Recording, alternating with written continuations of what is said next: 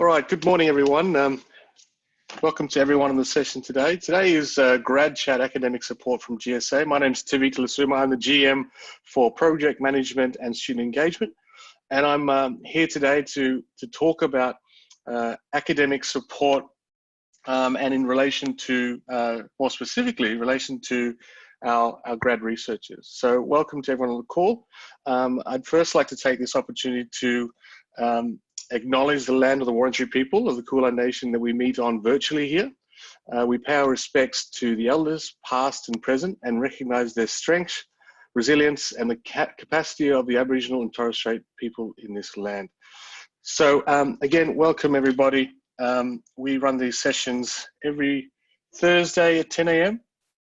And essentially, we're here to support the grad students holistically, but more specifically today with grad researchers. And I'm really lucky to have a great group of people on the call today to talk specifically about the support that is getting offered at the University of Melbourne for our researchers. So firstly, I'd like to welcome Justin and Meirian, and we also have our very own Dr. Natasha Abrahams from GSA. So first, to introduce Justin. Justin's the Associate Director of Research Information and Engagement, and which is part of the Student and Scholarly Services area. His responsibility is basically to oversee the support, research support services delivered by Scholarly Services. And essentially, he looks after and engages with a lot of the skills and support that help researchers get to their data or understand their data while they're going through their course there. So a big welcome to Justin. G'day, Tavita. Thanks so much for having me. I'm really excited to join everyone this morning and have a bit of a chat about some of the various things that we do in scholarly services, specifically, whether that's sort of in my area around that research information space, or maybe some of the other wonderful things that my colleagues are doing across the organisation. Yeah, fantastic. So, Justin, tell us a bit because I know student and scholarly services is a huge area. Absolutely. So tell us about, I guess, in parts your role within your area, and also what are you doing? What does your area actually do for the researchers? Yeah, wonderful. All right. So obviously, student and scholarly services is a massive part of the University of Melbourne professional organisation, and I wouldn't want to speak too much, I guess, to the student bit of SAS in that I'm sure some of my other colleagues would be much better placed to do that. But to talk a little bit about scholarly services, which is itself quite a diverse group of people. And I think many of your graduate students would be familiar with many parts of what we're doing and maybe less familiar with other parts. So scholarly services encompasses the library spaces, some of the special collections spaces, museums, galleries, etc. Also, research data management, digitization, digital preservation, etc. So a lot of those digital capabilities around managing research information, which I'm personally responsible for, but they're the kinds of things, learning environments, which if you don't interact directly with my learning environments colleagues, they're working closely with academic staff during this time to ensure that the teaching can take place remotely. Support that effort as well. So scholarly services is quite a big part of the organisation. To speak sort of more locally around, my colleagues and the work that we're doing, we run a number of programs aimed at sort of digital capability uplift, research skills for researchers, both graduate researchers and also, the rest of our academic community. And the content of that is quite expansive. You may well be familiar with the Researcher at Library program and associated materials, or visualize your thesis and things. So this is about, how do I publish? How do I reference? How do I visualize my data in interesting ways? What are some of the new things that are available in those spaces? How do I manage my data? How do I access materials? And so that's the space I work in, and we're very we're very much about delivering valuable content to graduate students, I think.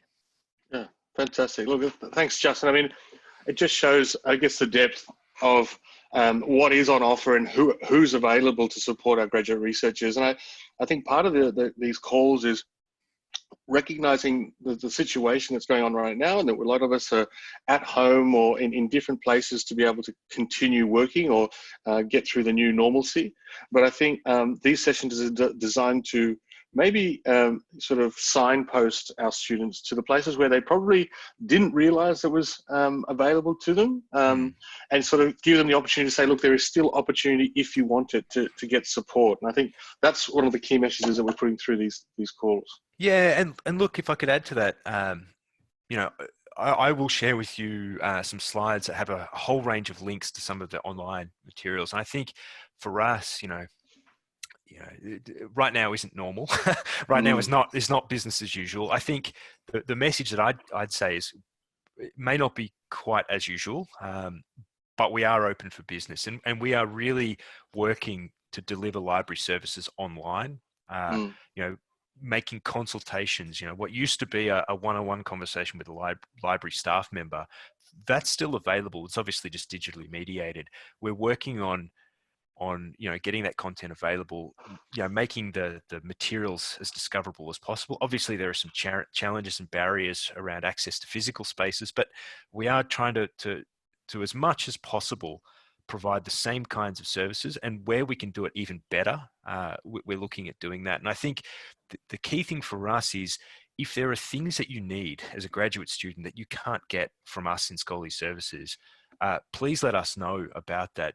You can contact me directly if needs be, but otherwise, you know, going through your local library contacts, which remain available. And again, I'll circulate some stuff with some contact details. But, you know, if there are materials that you need to progress your research and it's not immediately obvious how to do that, very keen to work with people on that within the realms of what's possible at the moment. But what we've tended to find is, you know, a lot of our material is available. You know, 96% of our journal materials can still be accessed online. We've changed the way that discovery takes place to prioritize finding those things in the databases. So we're very much trying to keep things, you know, as normal as possible given the circumstances, and very much maintaining library service. And like I said, where possible, doing things better. Yeah, fantastic, Justin. It's great to hear. I might take this opportunity to welcome Meirian. So Meirian, she's basically I've met Meirian before, and it's funny we shared an office space when we were on campus. But it's lovely to have Meirian on board. And so Meirian is a teacher, consultant, researcher, and a senior community coordinator at the university. So she has a background in mathematics and statistics, and works with Research Computing Services, which was research platforms before, for those who are from the old school, to provide the community with training services, especially the graduate researchers. So it's Meirian, welcome to the session. Yes, thank you very much, Tavita. It's a pleasure to be here. So I have got some slides to just go over some of the services that we're offering for graduate researchers here at the University of Melbourne. So when you start a research project, it can be a bit overwhelming. You may be expected to analyse data, but what tools do you use? And do you have a plan? Well, it's actually normal when you start working that you don't even have a PLA, let alone a plan. So once you've started your analysis, you can also run into all sorts of challenges along the way. And sometimes it just makes you want to throw your computer into the dumpster. So we're here to help you to overcome those problems along the way and help you through your research journey. So at Research Computing Services, we believe in working smarter, not harder, and we'll support you through that. So some of the key services that we provide are training, community, and consultancy. We have engaging and accessible training in a lot of the tools that you need for almost every stage of your research, all the way from data storage to data analysis and visualization, and all the way through to publication as well. So these tools include both quantitative and qualitative for all your data analysis needs. All of our trainings are run for researchers by researchers. What this means is that our wonderful team of trainers have experienced a lot of the same pains and challenges that you may face in your research journey. And we have the opportunity to share what we wish we knew when we started using these tools. So how can you get involved in our amazing community? Well, it's as simple as attending one of our trainings and just get involved. We always start with the basics, absolute basics, and we don't expect anyone to become an expert in any of the tools that we teach. Instead, our goal is to provide you with the tools and the support that you need to do your research and to work smarter, not harder. Along the way of your research, you may run into some problems, but don't worry, we're here to help. So along with our training, we're also running researcher help hours, and we're doing this virtually to provide you with personalised help. So this is also a great opportunity to get to know the graduate researcher community and meet some new friends along the way. Finally, Research Computing Services also provides extra infrastructure services. So during your research, you may find that your computer isn't fast enough to process all your data, and/or you don't have enough space to store all the data that you have on your computer. So high performance computing can help speed up your research, and cloud computing will unlock more storage space for your data. It's also important to make sure that you're storing and managing your data securely in a way that's compliant with ethics standards. So we provide all of these services to help you with that. So I'm sure you're now wondering, how do I sign up to access all of these services? Well, in the past month, we've adapted to provide online training via Zoom, and you can sign up for that at our Eventbrite page. So that's rescomunimel.eventbrite.com. Here you can view all of the upcoming events we have to offer. But wait, there's more. So not only are we running these trainings online now, we've also released a digital research skills support pack. So we've released this in the past months to support students while they're working from home, students and researchers. So the link to that is go.unimelb.edu.au/E7KR. So I'm actually going to take you to that website link just to show you what we have on there. So it is called the Digital Research Skills Support Pack, and it's made up of 3 key components. So the online trainings, which you can access on Eventbrite, those are held in Zoom. And we've actually cut down our trainings. So we run very short, quick, informative trainings so that you can attend 1 or 2 hours and get the key skills that you need.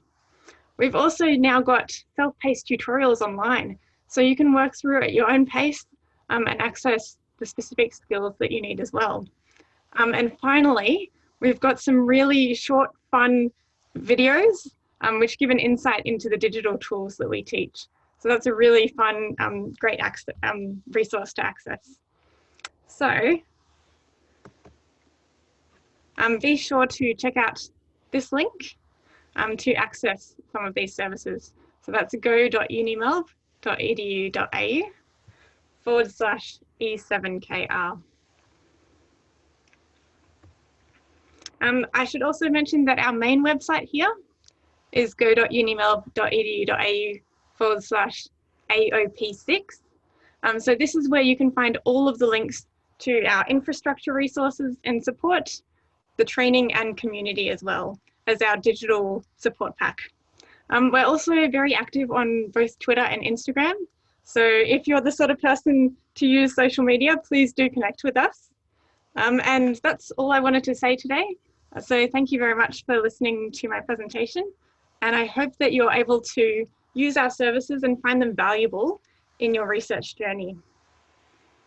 Fantastic, Meirian. Thank you so much for your time and that presentation. I think I'm a bit in awe of the way you use the memes, because if you did some training on that, I would definitely sign up. So you've handled that very well, and hopefully the attendees on board and the students will be listening in later can see that the wide range of support that you guys are still offering, and you've had to adapt, haven't you, slightly about the way, because I mean you had, like, I mean it's almost every day you had trainings in the building, and so for us in part of this situation is not just talking about what we're doing, but how we've learned to adapt. So how's it been for, I want to say ResPlat, but how's it been for ResComs more recently? How is it, are people understanding that I mean, is there more uptake on online, or is it slow burner, or what do you think? Yeah, so we essentially set aside like a week or two to move all of our trainings to be online. So we've been doing, it's been a big learning curve, but a lot of us already had a bit of our content online. So now we've got those self-paced learning modules. That makes it really easy for anyone to access our tools and get some information and training on that. But also running training through Zoom is quite a new thing to a lot of us. So we've had to adapt some new methods of working, and we've been taking on board a lot of feedback as well. But we're well and truly, I think we've been back 2 weeks now to running the online trainings. So we update our Eventbrite page with new trainings every fortnight, just because we can't predict the future. So yeah, we're just trying to continue providing all of the services that we had before as well. Yeah, I think it's quite pertinent to say that even that what is the new norm, and Justin, you talked about this earlier, is that even for GSA, for us, becoming this online, accessible online or virtually accessible, sort of put people in an uncomfortable stage, and we all had to sort of learn on the fly and get it done and get out there to support our students. But I think realistically, this type of engagement will probably be a big part of GSA's life anyway. I mean, Meirian, you've said that all your training's gone online, and I understand that you probably keep a lot of it online post COVID-19. And Justin, what are your thoughts? I think absolutely. You know, Meirian's presentation. Thanks, Meirian. It always makes me feel old when I see slides of friends and realize they're supposed to be in their early 20s. You know, a lot of what Meirian's talking about, you know, there was material already online, and then now we've had to expand that offering. That's very true for us too. So, you know, there's a huge array of library guides, which are curated bits of information on a given topic, whether that's, you know, something like how to use EndNote or how to use another tool. So a lot of that material was already online, and expanding the offering and delivering new things online, there are some advantages. And I think, you know, it's challenging to move, you know, an organization like ours, the library business, to online delivery. And we are doing this. And I think what we're finding is opportunities to deliver more content, higher value content, more quickly, and getting better at doing that. And I don't think we'll fully decant to the way things were. I think we've developed a lot of material that's very high quality, and we'd like to continue to deliver it that way. I've certainly found, you know, being able to offer workshops, you know, we've through the Researcher at Library program, you know, we've done some stuff on file management, on data management. I think we've got one coming up about, you know, open access for thesis materials. There's about 5 or 6 big workshops next month, but it allows people to tune in wherever they're located. And, you know, our graduate student population is, of course, you know, they're not all always on campus, you know, live everywhere. And I think actually it's great to make things more available to people. And I think we'll continue to do a lot of that. Obviously, you know, we'll resume some face-to-face things as well, but definitely, I think there's a lot of things that are better or could be better because of the online delivery, and very keen to do more of that. Yeah, fantastic. I mean, I might take this opportunity to again welcome Dr. Natasha Abrahams, our GSA Senior Policy Coordinator. Natasha's been working hard on making sure that GSA gets the right message to the university about the support that our graduate students need. So that's her department, the representation team, and also we're lucky enough to have one of our council members, Fia Walker's also on the line here, and Fia's our education and research officer. So it's her cohort that she's representing, and it's very appropriate that Fia's here to talk to some of the questions that graduate researchers have. And so I'm going to throw it over to Natasha there, and just to talk about some of the stuff that GSA is doing in the grad researcher space, and talk more about her work. Thank you, Tavita. Okay. So at GSA, we've been collecting student stories pretty regularly as this whole situation has unfolded, and we've been using those to make representations to the university about what kind of support students need at the moment. So what we have heard from a lot of graduate researchers is that their research program is disrupted in many different ways. So for some students, that might be that their fieldwork is cancelled, or they can't access their lab and their experiments are paused.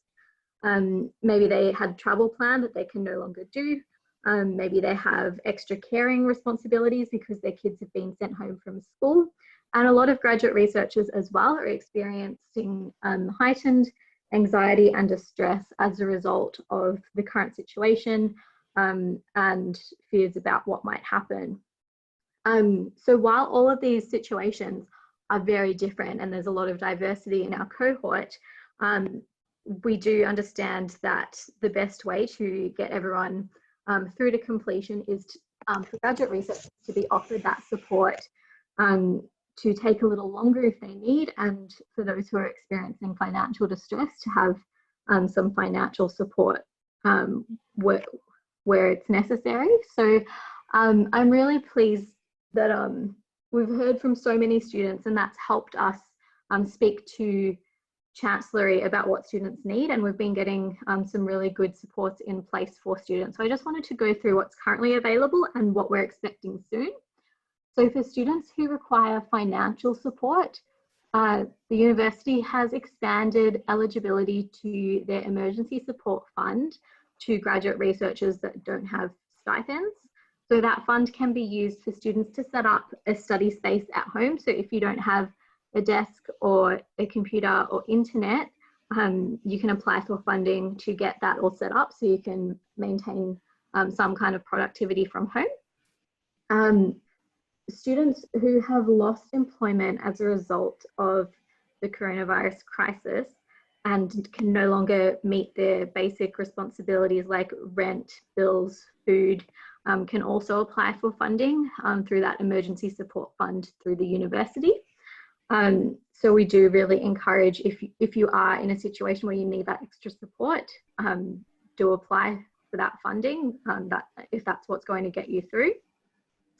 For students who require leave, the university has announced special COVID-19 leave for graduate researchers if they can't continue on their productive work. So that's up to 60 days of leave. For students who are on stipends, that is paid leave, and that is accessible if you are experiencing major disruptions to your research or an impact on your personal circumstances where it's pretty much impossible for you to keep working at the moment. So that's, leave. And then finally, extensions are really important for graduate researchers, as I mentioned, who are affected in different ways. So students who are near their final milestone, so for PhD students, that's if they're up to 2 years and 9 months, are automatically having their 6-month extensions applied, so they don't have to go through the application process for that. So that's a really welcome development for those students.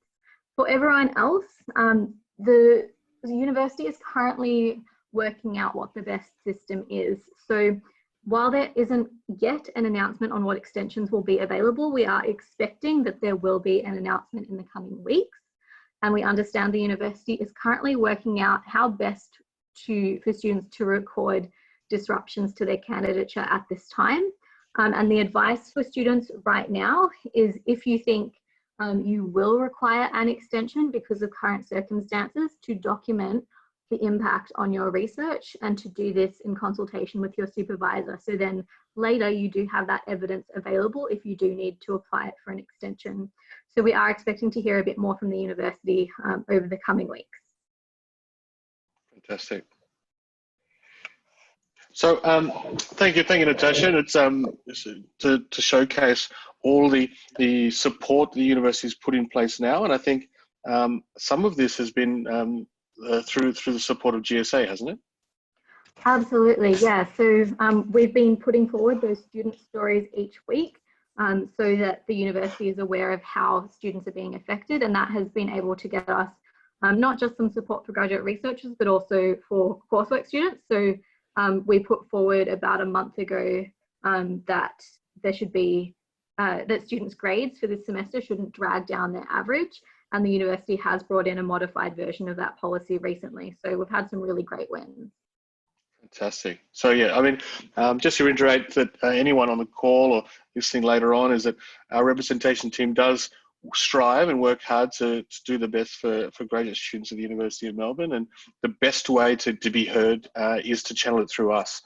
We have great partnerships. I think as part of this call too is that GSA works in partnership with the university to advocate for graduate students, and it's showcasing our partners like the guys at Research Comm Services and the Scholarly Services. Is basically that we know the university is doing their best, and sometimes it's about showcasing what they're trying to do to support students, because a lot of the time these new services or services that were still available before COVID-19 weren't accessed properly, or weren't there was no real signposting to them, or students basically didn't know how to get there. So I think part of GSA's role is to not only advocate and make change that is better for for students, grad students, but also make sure that they know where the services are still available from the university. So thanks, Natasha. Fia, can I invite you to say a few words? Welcome to the call. Are you there? Oh yes, I am. Fantastic, and welcome, Fia, and yeah, thanks for taking the time. And so, Fia, you're also a grad researcher, aren't you? Yes, I am. So yeah, I'm doing my my master's in minor thesis in the coursework. So yeah, so it's kind of like sort of in between. But I'm yeah. So firstly, I wanted to thank Justin and Meirian for today's session. It's really really engaging. And thank you for Natasha for bringing up and the way GSA is going to support the graduate students who just really anxious and in this current situation. I think, speaking of anxiety, I just want to kind of have a question for both Justin and Meirian in terms of the services you're giving to researchers. I know that it's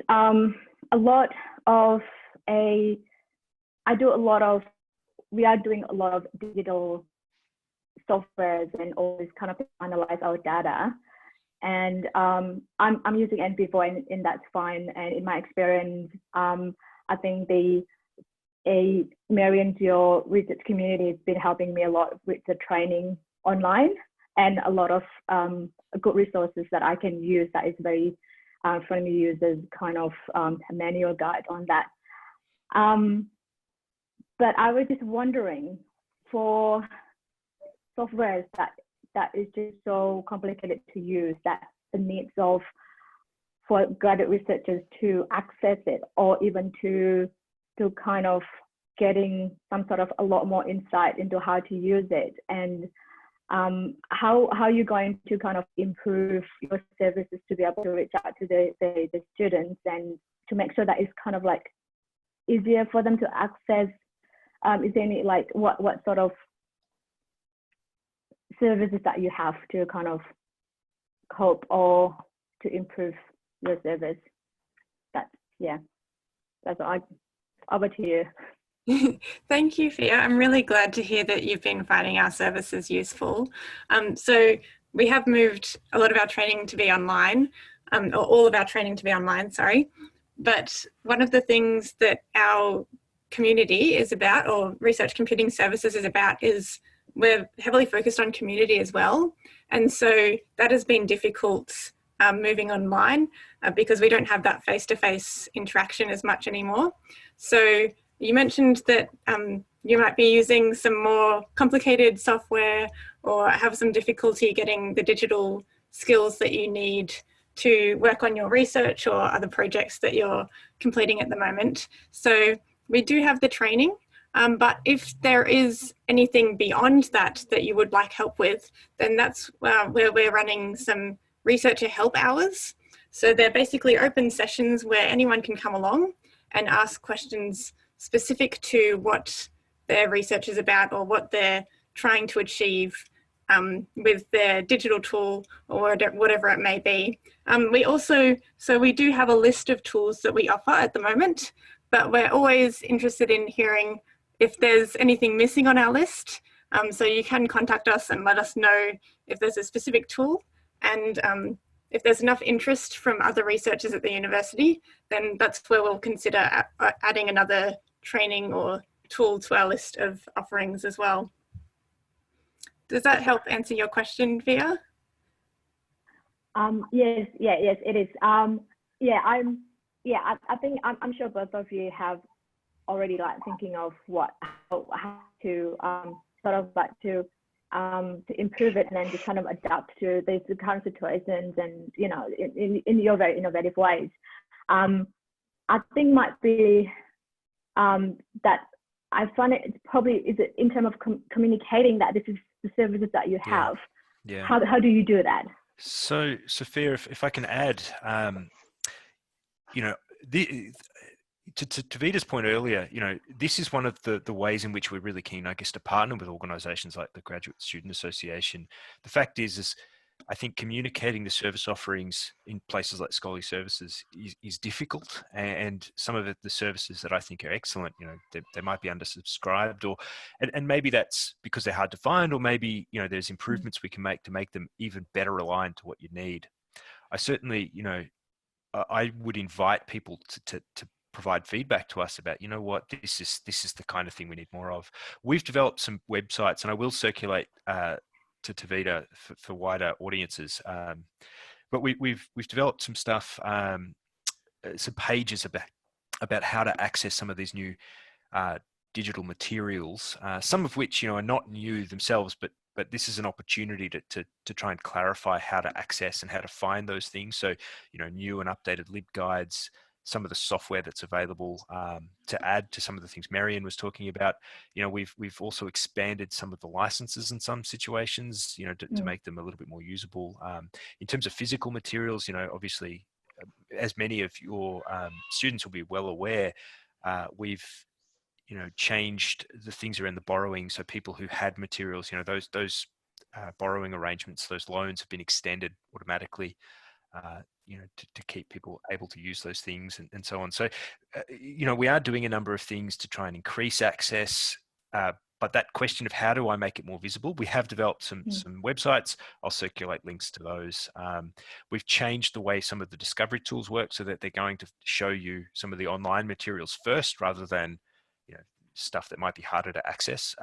But if there are gaps, if you really need something that you can't get, let us know, and we'll do what we can to make it available to you. Fantastic. Yeah, thanks, Justin. Yeah. Thanks for those great questions, and Justin and Meirian for adding more insights into how you guys are supporting those areas. Natasha, did you want to talk a bit about some other work that the GSA is doing in this space?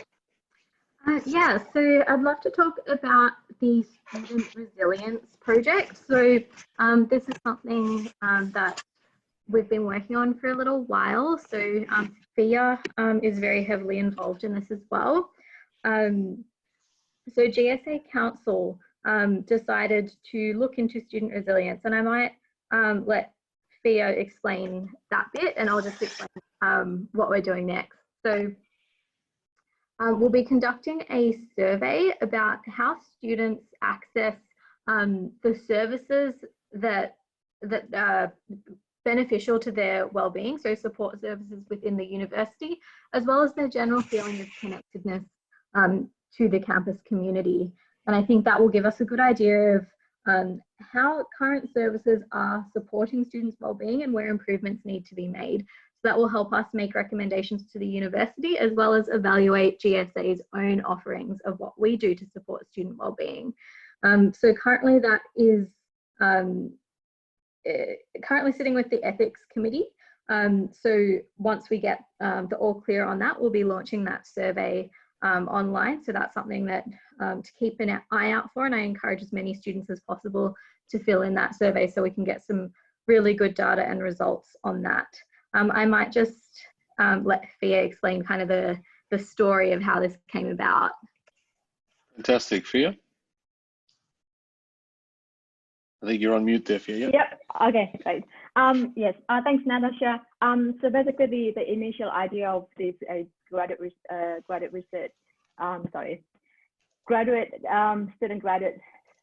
student research project is GSA has a wonderful strategic plan to 2025. And then what I found is that a lot of GSA activities just been really fragmented, and it's sort of it's just not sustainable way. And then we have a fantastic strategic plan that we need to kind of implement it. But the thing is, with that accurate information of who are we serving to, who are the students, it is really hard to kind of to move forward and then to improve our services to exactly implement our strategic plan. So this survey, this project surveying what we don't know. We're looking at students who fall into cracks because a lot of students that come into GSA is the same kind of students. So we're just trying to kind of scoping who are there that we don't know. And by having this data, then we can looking into way of improving GSA services. That's just exactly and aligning to our strategic plans. That's basically to our vision is just to make sure that graduate students are basically being supported for their academic excellence and well-being, and for transitioning to university to the workplace. So that's the initial idea, and so this hopefully the results of the survey and what we're doing right now can be used by a lot of stakeholders across universities. So yeah, working together to kind of improve our services is something that we want to do together. Yeah. Fantastic, Fia. Thanks for that. Yeah, just to reiterate, I mean, GSA strives to do the best it can for our cohort, so the graduate students, and a project like this will help us design and advocate for better services and support mechanisms for grad students at the University of Melbourne. So for us, it's a big project because it's about targeting the correct questions and sending it out at the right time, and making sure that people just don't look at it as another survey, but it's actually a holistic sort of approach to understanding what students need. Is that right, Natasha? Yeah, absolutely. So just getting a little bit of that baseline information so that we're able to evaluate if what we think is helping is actually helping. Yeah, absolutely. So yeah, so a bit, hats off to our council members in general about having the sort of the foresight to say, actually, you know what, we've got a strategic plan. Let's pull some real data together to make sure that we're doing the right things. So we can. It's about efficiency and making sure that the students that are with us are seeing the results while they're still enrolled. Because a lot of these things that go through is you set a plan, and sometimes it can take a long time to implement. And the students we've got a masters or even grad dips are not here for as long. So we want to make sure that they utilize the improvements that we're doing on their behalf. So yeah, thanks, Ade. Did you want to add anything else out of the research or the grad representation area? I just also wanted to add that we're currently running a survey on student placement. So that's through the GSA website. So how students have been affected by cancellation and postponements of placements is the next area that we're trying to get some data on so we can make some recommendations to the university. Fantastic. So Justin mentioned before, I've just gotten through now. You've sent me a lot of slides and information that will definitely circulate. And when we release the recording, either late today or first thing in the morning, we'll have a link to the information. And it's funny when we talk about data analysis, and we'll definitely need to brush up on our skills when the resilience project data comes through. And I'm going to have to heavily rely on Natasha and Fia to get involved there, because acronyms like in vivo, SPSS, and Strata literally give me anxiety. I have no idea about them, and I'll leave it to the professionals. Although your training looks quite interesting, Meirian. So can I ask you actually, Meirian? So if someone did want to, they're obviously doing their studying. And I mean, you've got your favourites here, and maybe Justin could probably answer this about what, I mean, generically, I mean, I'm sure it varies between faculties, but what are the generic sort of research softwares that students can get access to? You might not have the answer, or I'm just really interested. Thanks, Tavita, for that question. So I'll just try and get that slide back up again with the tools that we're currently offering. Because I know that in Justin's area, especially through the libraries, students have access to the licensing, and you talked about increasing licensing as well. So maybe I'll just jump between both of you in relation to that question. Yeah, sure. So, I mean, the acronyms that we're giving you, Anxiety, and me too, privately, there are a lot of the types of software. I have circulated a link, and obviously Student IT support a whole slew of different, eViews, SPSS, in vivo, things that you flag. So there is a lot of different software available. So much of it is discipline dependent, and you can probably see Meirian's slide up on the screen here. Different researchers have different needs across the organization, and I think whether that's in visualization, it's in data analysis, it's in representing equations or whatever it might be. There's different needs at different stages of a career and for different disciplines. I like to think, we've got a lot of things in place, but there's always new tools being developed. And if people need new things, letting us know, whether it's directly or via supervisors, and if there's demand, we're very, very keen to make sure that our students have the software and skills that they need to do new kinds of research. Yeah, fantastic. So Meirian, is that the same for you in terms of, I mean, Fia touched on it before about the different softwares, but is that similar? Yes, I agree 100% with what Justin just said. So a lot of these tools, maybe you've heard of them, maybe you haven't, and some of them do a lot of the similar things. So it's difficult to try and figure out which tool is the right one for you to use. And so we do try to offer some of our trainings and videos are designed to help you make that decision as to whether the tool is for you. So we've got even some of our trainings are called Is in Vivo for You. So they're quite quick and short, and it's designed to get you a very quick introduction and jump into using it, playing around with the different tools. And that'll give you a better idea of whether that's what you need to use to analyze your data and how difficult or easy it is for you to use that tool as well as giving you access to the resources and support that you'll need to use while you're using that tool.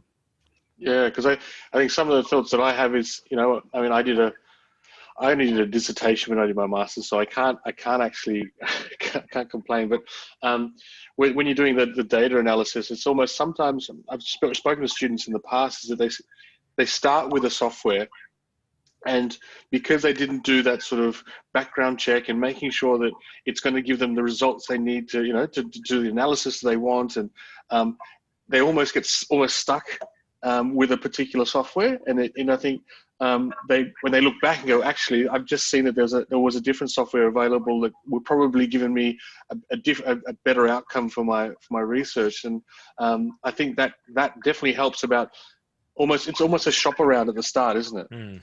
Yes, completely. So we encourage people to test out a few different tools at the beginning to try and figure out which one is the right one for them. We've got an article on choosing the best tool for you, but essentially that was an interview that we did with one of our community members, and essentially one of the pieces of advice that they gave is to look into what your supervisor and your research group are using, because often different groups within the university community will be using a specific tool, and so it's often easier to get started using that tool because you've already got that community there to bounce ideas off of and discuss as you're working on your research project. Yeah, fantastic. So yeah, definitely important to get out there and talk to people, especially if they've been using the software or tool for a while and can give you insights into what it would do for them. Yeah, I'd also add, outside of the tool space, but in terms of, the materials that are available, research materials, etc., research design and so on, obviously, the local library staff are still available for research consultations, which can be delivered remotely. And again, links to how to do that are in the pack that we can circulate. But, our library staff remain available for one-on-one consultations to talk about, what might be right for you in getting started. Yeah, but and actually, while we're talking about libraries, Justin, can I just jump to you again? How has it changed the space now? Because I mean, traditionally libraries are bricks and mortar, and we walk in and you've got opening hours and closing hours, and someone goes over the PA and say closing in 30 minutes, and you take stuff out. I mean, has it redesigned libraries at University of Melbourne? It's a really interesting question. Obviously, an interesting one to answer in the current context with our, our physical spaces being closed. Mm. I think the trend at the moment is looking at creating more high quality study spaces for students, looking at ways we can move materials off site. They're still available, but moving them off site where they're maybe underutilized in the physical spaces. So using those spaces a little differently, and that extends also to some of the gallery spaces that might be located in libraries too. But creating more study spaces and different kinds of study spaces for students. I think there's a lot of libraries all across the world who are really starting to innovate in this space, and the University of Melbourne, no exception there. We're very much interested in looking at what people are doing and looking at ways that we can configure our libraries, to maximize engagement with the materials that we have. We have some really amazing things that we'd like people to access more of. Looking at improvements around digitization, around the reading room to make some of those amazing materials more available. But at the same time, also creating more spaces for students to come and to congregate and to learn and study differently. Mm. To configure spaces that might be more appropriate for, more diverse parts of our cohort, with different sort of lighting settings and accessibility requirements and things. So there's a whole slew of things that we were looking at prior to COVID. We were doing things and will continue to do. Obviously, the nature of those things might change based on how student needs might evolve given the present circumstances. It's hard to predict what the needs might be into the future, but there's certainly a lot of things underway in that respect. Fantastic. And I know that Natasha, you might want to just quickly touch on one of our exciting projects that we're running in terms of study spaces. I mean, we're still pulling it together and we hope to release this soon. Do you want to give some insights into one of our projects, Natasha? Yeah, so we're planning to do some online exam study sessions for students as we head towards the end of semester. So encouraging students to study in a social way. So as we have lost those online spaces and library study, in-person spaces and library study spaces, bringing that to an online environment. So students will either be able to sign up as a group or be allocated to a group if you don't know anyone. And then there will be a competitive element. So the group that essentially does the most study gets a prize, just to keep things a bit fun. So hopefully that way we'll be able to encourage students to stay on track as we get towards the end of this very strange semester. Yeah, absolutely. Look, we've got a question from our audience, and thank you for putting it forward. I didn't even have to ask. And so the question is, and I might put this to Justin first, or Meirian, who wants to jump in there, but the student is a Masters of Education student and who's trying to get support for understanding methodology and writing research proposals. So essentially they're reading and going down those rabbit holes of trying to understand relevant data analysis, and just wants to know, what are there some avenues for support for that person? Thanks for the great question. So I think the short answer is yes, although, this space, as we've sort of talked about, there are a lot of there's actually a huge array of resources, and it might be difficult to sort of find where to start. Obviously, your research supervisor is a great first point of contact to talk through things around study design and so on. Our library staff can certainly direct you, and we have library staff in education the Education Library. And again, we'll have some contact details circulated. So you can reach out to them and they can guide you. But I also understand that this kind of training is provided by the Melbourne Centre for the Study of Higher Education as well. So there are, I'm not terribly au fait with their total offering, but I know that they do these kinds of, academic skills sessions and things. So you might find, depending on the nature of the specific research you're doing, but you might find some really aligned offerings there and some materials that you can jump straight into. But certainly, our library staff are very happy to not only have that conversation and try and support you there, but also to direct you to some of that other fantastic material delivered by some of our other colleagues.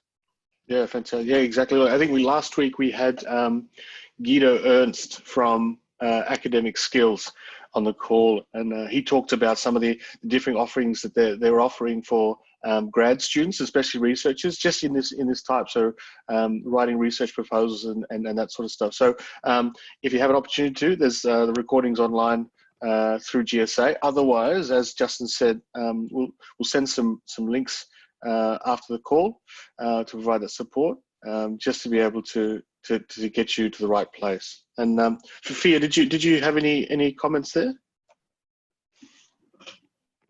Sorry, I'm okay. I just have an idea. Is that possible to actually? I was thinking, and also I think Anissa is asking question, and I was just also thinking of an idea that I've just been having for a long time. Is it anywhere, instead of, there are a lot of information around this tool and software and then how to use the right one, but is there a way that we actually running a workshops or a series of workshops to kind of sitting together and then just talk through or what sort of thing? I think that probably is a good idea to kind of help, to effectively help the research students to work on their research proposal or something like, or they hitting the roadblock on how to use the right tools. Yeah, I think I can add a little bit in there. I think that obviously in this environment we can't sit together. Well, we could if we were just further apart, but that one-to-one offering is definitely through the online channels. And Justin did mention before about going through your faculty. And as we know, if you don't have supervisors yet, it can seem a bit more difficult, but the services are still available there. But yeah, I don't know exactly if there's specific workshops that you're talking about here. We'd have to reach out to the university to find the material. Yeah, I'm certainly not aware of anything off the top of my head, Fair, but it is a wonderful idea. And I think, that kind of collaborative learning, peer mentoring, I think it's a wonderful idea that we should take offline and think about how we can support that. Yeah, fantastic. I think if there are any more questions from the attendees for Justin and Meirian while we're here. I would also love to just thank you for the question, Anessa, as well. But I've been contacted by some of my students, as I'm a tutor, and asking about different academic skills and resources that are available to assist students with that and researchers with that. So I would like to recommend the Academic Skills website as well. So on here you have got a lot of resources which you can access, which go into detail about, for example, report writing or essay writing, time management, which is definitely something that, and studying effectively, which are more relevant when we're working online today. There's some really handy advice in there. And there's also the option to book an appointment with an academic consultant as well. So I would recommend using those resources as well.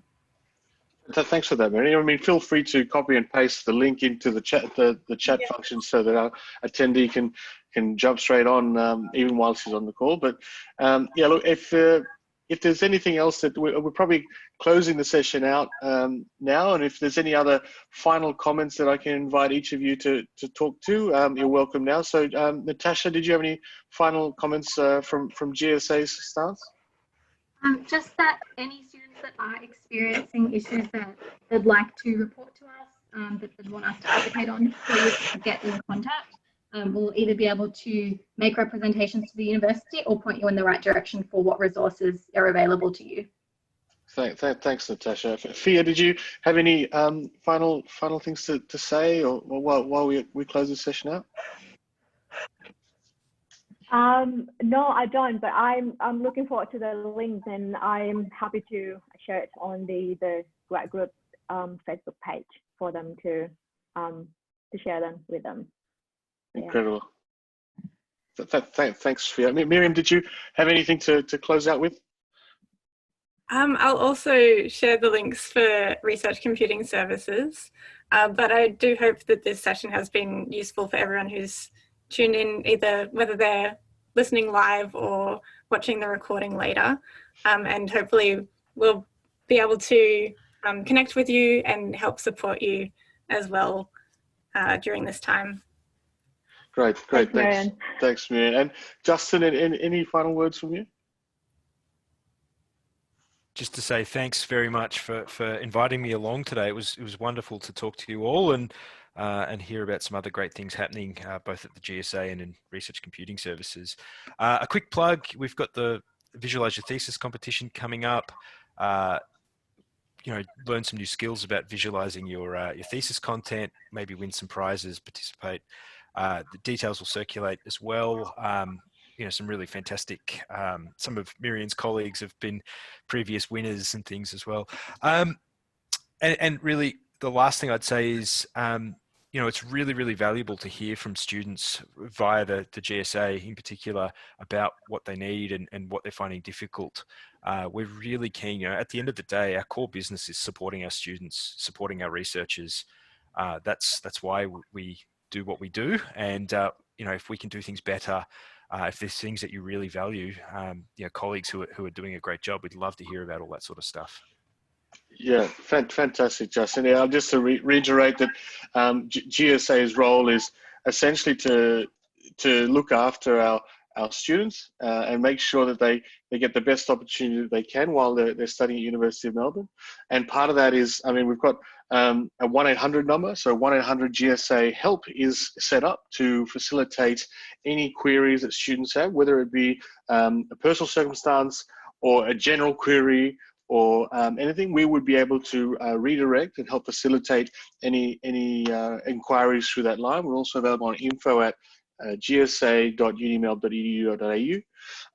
And we're working hard to make sure that even through this, the COVID-19 situation, we're still getting out to our students, we're talking to them, we're talking to the university, and sort of making sure that we're all on the same page in where we need to be to complete our studies, but also look after our mental health.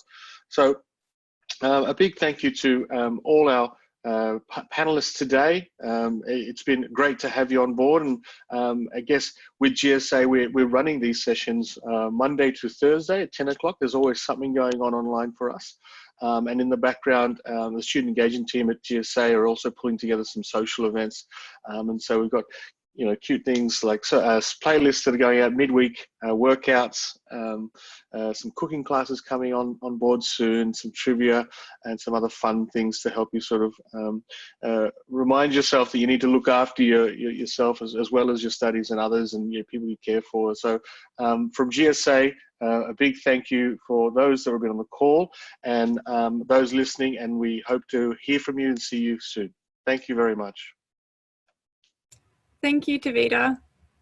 Thanks, Tavita.